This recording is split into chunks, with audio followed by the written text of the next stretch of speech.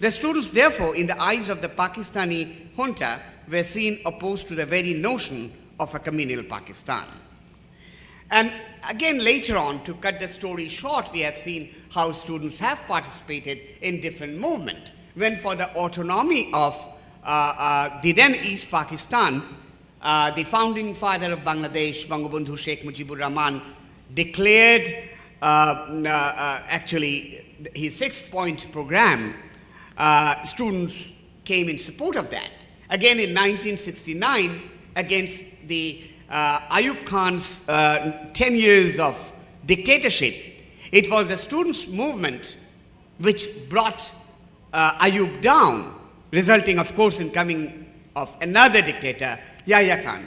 So students really had played a very important role. Students were also, particularly Dhaka University students, were the first to raise the Bangladesh flag in March 1971.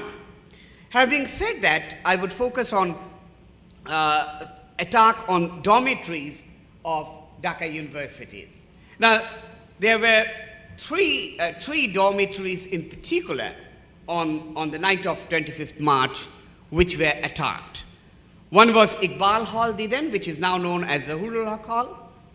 Now, in Iqbal Hall, the massacre began from Dhaka University. After dormitories have been shelled at a point-blank range, any students remaining alive were shot or bayoneted to death.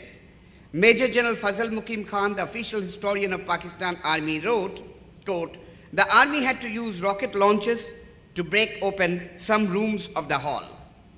The correspondent from the British newspaper Daily Telegraph, Simon Dring, reported on March 30, quote, "Led by the American-supplied M24 World War II tanks, one column of troops sped to Dhaka University shortly after midnight.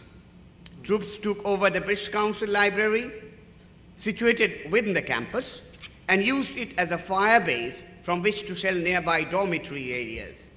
Caught completely by surprise, some 200 students were killed in Iqbal Hall, headquarters of militant anti-government student union.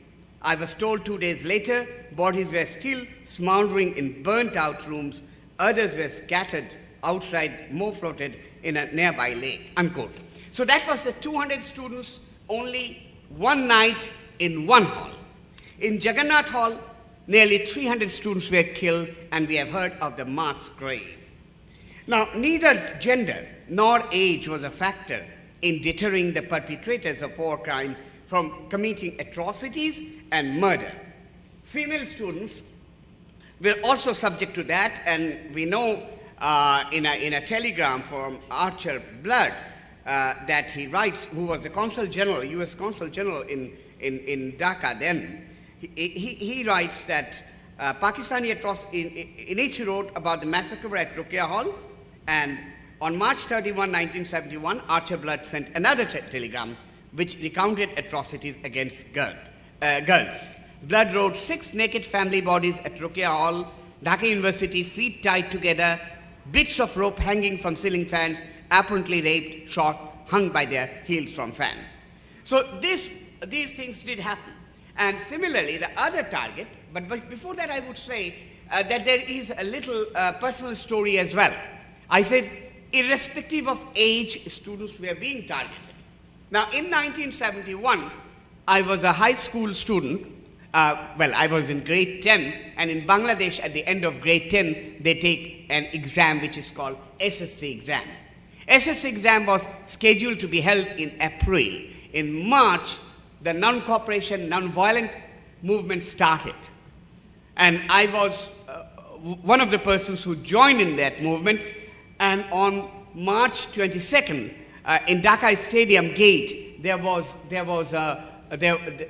a rally in which I spoke that we are not going to, in fact, we took oath that we are not going to take SSC exam until Bangladesh was liberated. Now, sometimes in April, middle of April, we started distributing some flyers and leaflets to pursue our friends not to take exam unless Bangladesh was free. I was carrying some flyers in my pocket when I was caught by 2 Pakistani army. But eventually, I was not harmed because I answered all their questions in Urdu, and I didn't mention that I was an SSC candidate. I looked as a small then as I look today, so I said that I was in class 9, grade 9. So they spared me, but the word that they said really chilled my blood down, where they said that, well, he is not a Bengali because Bengalis can't speak English, Bengalis can't speak Urdu so well. Now, about Bengali women as target of torture and atrocities, I am not going into details because we have heard here directly through rape and subjugation by applying genocide where male guardians were killed. Now, this is really very important because genocide is not to emphasize that only men were killed and women as if were spared. In fact, women were targets. That's why the genocide had another consequence.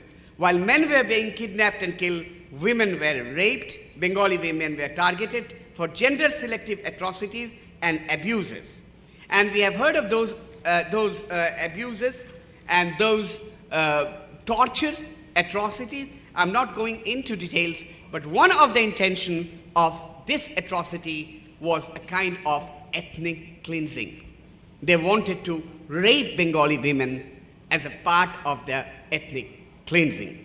But there is no denying the fact that Bengali women also fought very bravely. There were lots of freedom fighters amongst Bengali women, and we know many of them were killed, including one Selina Parveen, who was a journalist and who was found killed. And therefore, I would end with the final, my final word that that I would once again emphasize on the point, as I did a couple of years ago at a seminar in New York, that acts which are considered as war crimes took place in Bangladesh.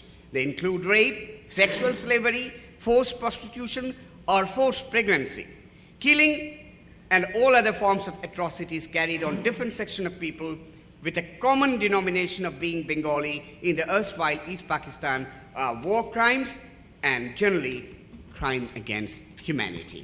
Thank you very much for giving me a patient ear. Thank you, Mr. Ahmed.